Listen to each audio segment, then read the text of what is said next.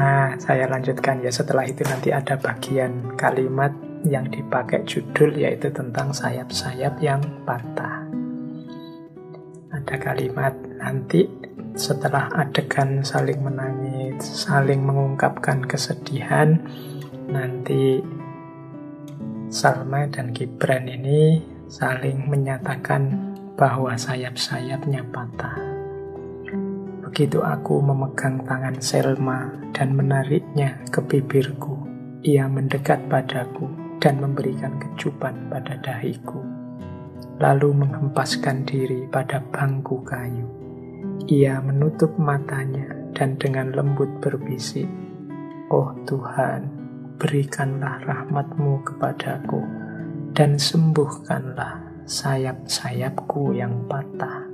Ini keluhannya Selma di taman sebelum Gibran pulang. Jadi di situ nanti ada kalimat yang dipakai judul sayap-sayap yang patah. Nanti setelah pulang, Gibran juga mengucapkan kalimat yang sama. Aku sampai ke kamarku dan seperti seekor burung yang luka tertembak oleh seorang pemburu. Aku melemparkan diri ke atas ranjangku, mengulang-ulang kata Selma. Oh Tuhan, berikanlah rahmat-Mu kepadaku dan sembuhkanlah sayap-sayapku yang patah. Oke, ambil nafas sebentar.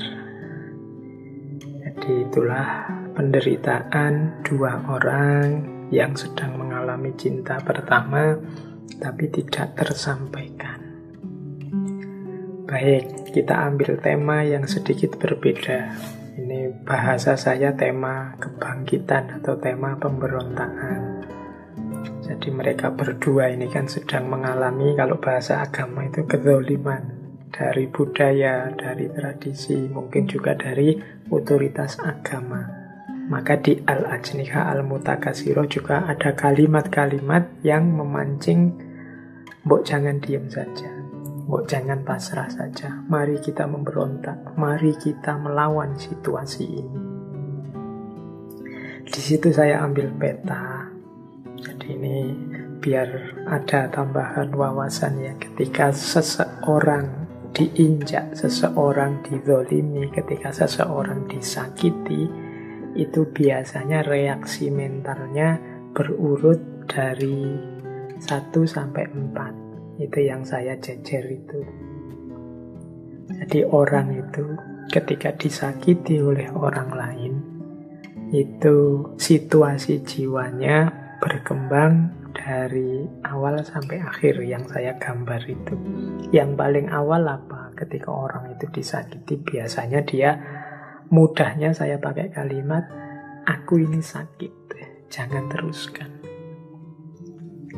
Jadi bayangkan teman-teman, tiba-tiba mudahnya begini, tiba-tiba jalan kok diinjak sepatumu oleh orang lain. Itu kan pertama-tama kalian terus, aduh kok sakit, jangan teruskan. Berarti teman-teman mengingatkan yang menginjak, mas, sakit mas. Ya mungkin dia tidak sengaja nginjak atau gimana. Jadi aku sakit, jangan teruskan. Kok masih diteruskan, maka akan berubah. Jadi dari mengingatkan jadi memohon.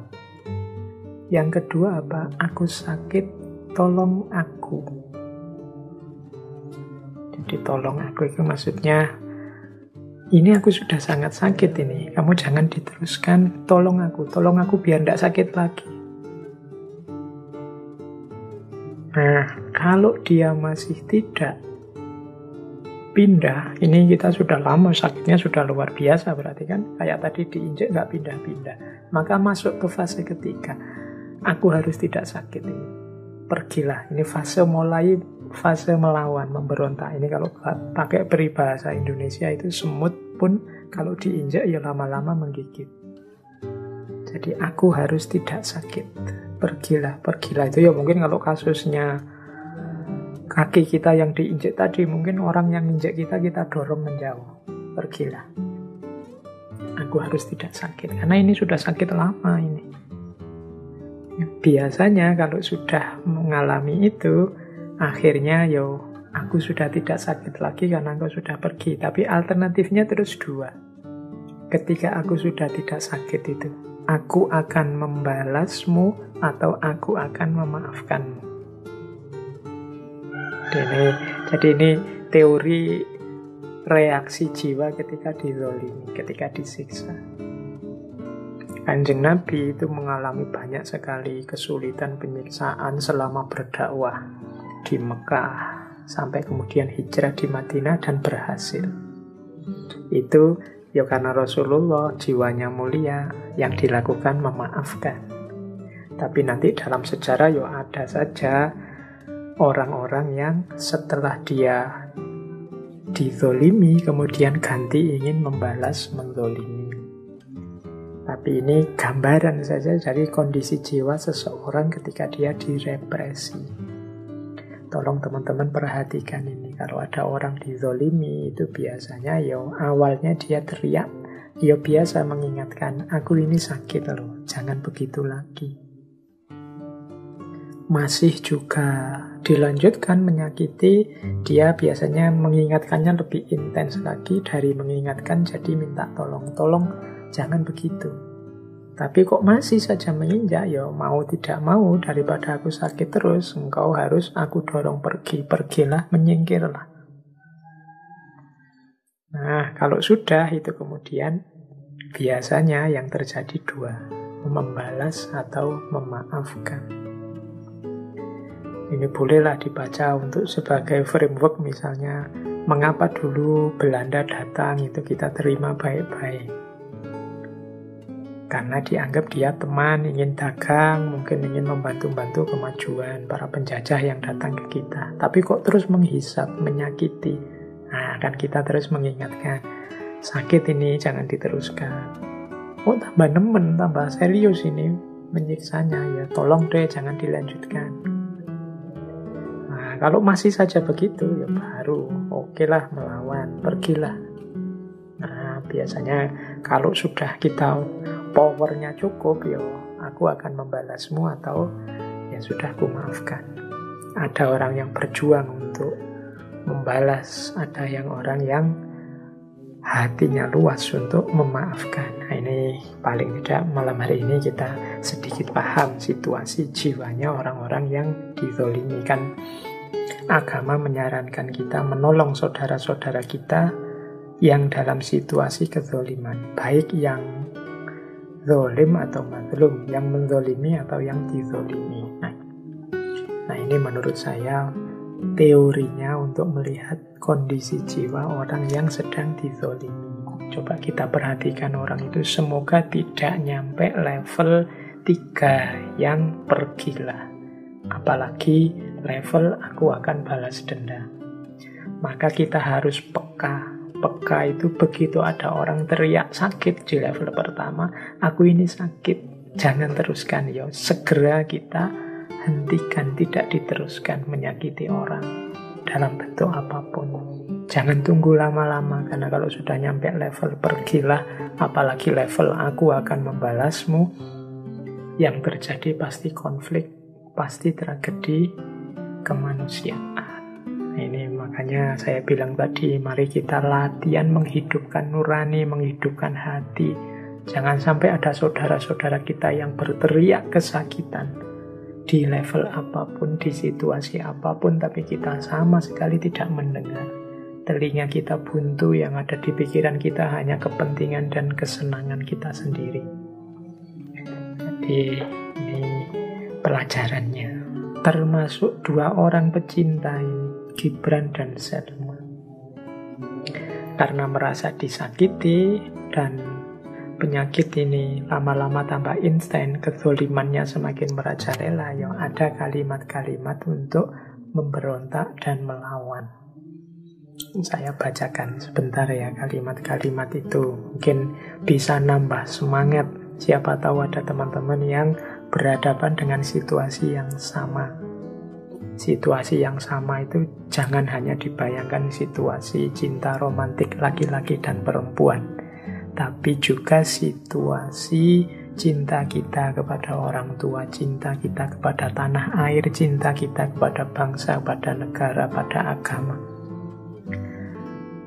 Mari kita bangkit kalau memang kita dalam situasi dizolimi. Marilah Selma, marilah. Dan biarlah kita menjadi sekuat menara-menara perkasa menantang prahara. Mari kita berdiri seperti serdadu-serdadu yang gagah berani menantang lawan dan menyongsong peluru. Jika kita terbunuh, kita akan gugur sebagai syuhada. Dan jika kita menang, kita akan hidup sebagai pahlawan-pahlawan. Menantang rintangan dan penderitaan itu lebih mulia daripada surut ke belakang menuju ketentraman. Rama-rama yang berputar-putar sekitar lampu hingga mati lebih terhormat daripada tikus yang hidup dalam terowongan gelap. Marilah Selma, mari kita tempuh jalan kasar ini dengan hati teguh, dengan mata nyalang menatap matahari, agar tak terlihat lagi oleh kita tengkorak-tengkorak dan ular-ular naga di antara batu-batu karang dan onak duri.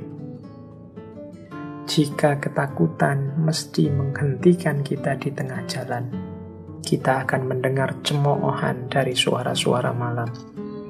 Namun jika kita mencapai puncak bukit dengan gagah berani, kita akan bergabung bersama arwah-arwah dari surga dalam nyanyian kemenangan dan kegembiraan. Bergembiralah Selma, hapuslah air matamu, hilangkan duka cita dari wajahmu. Jadi ini ajakannya Gibran untuk berjuang. Ayolah kita berjuang, jangan menyerah saja, jangan pasrah saja. Kemungkinan besar memang mungkin gagal.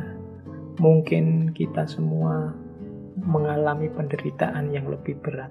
Tapi rama-rama yang berputar sekitar lampu, laron yang mengerubungi lampu sampai mati, itu lebih terhormat daripada tikus yang hidup dalam terowongan gelap. Menantang rintangan dan penderitaan itu lebih mulia daripada surut ke belakang hanya menginginkan ketentraman.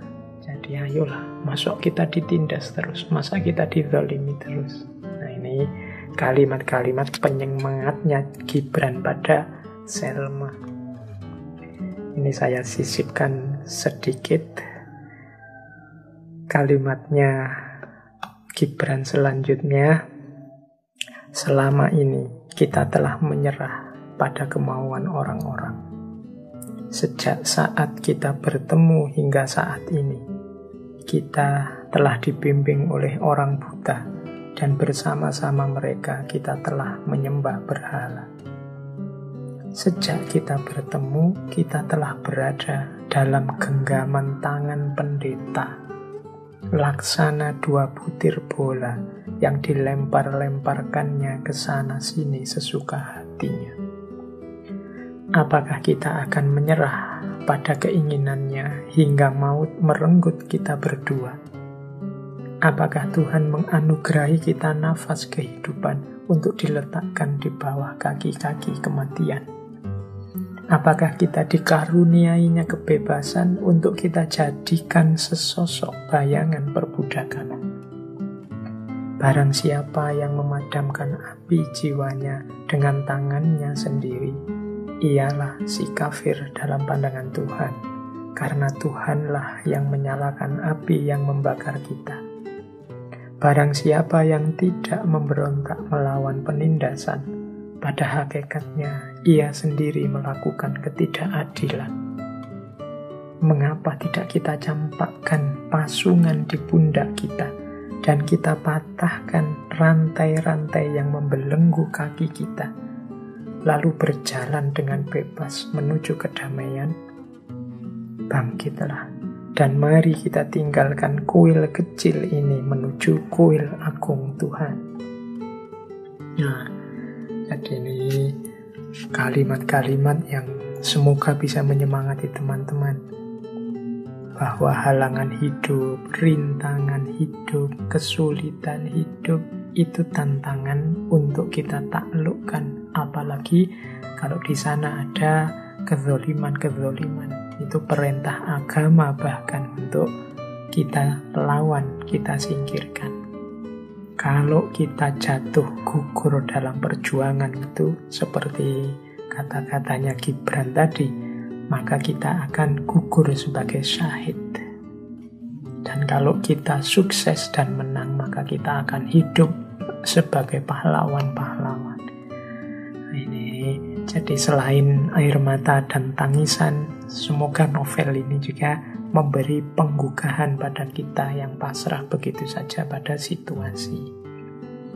Meskipun kalau di novel ini kemudian akhirnya set ending. Set ending bukan dalam perjuangan, tapi set ending dengan pertimbangan-pertimbangannya sendiri dari seorang Selma.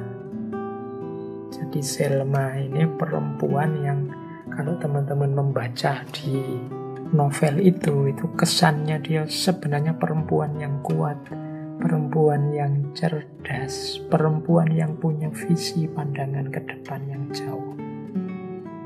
Maka dengan berbagai pertimbangannya sendiri, dia nanti lebih memilih pasrah untuk dinikahkan.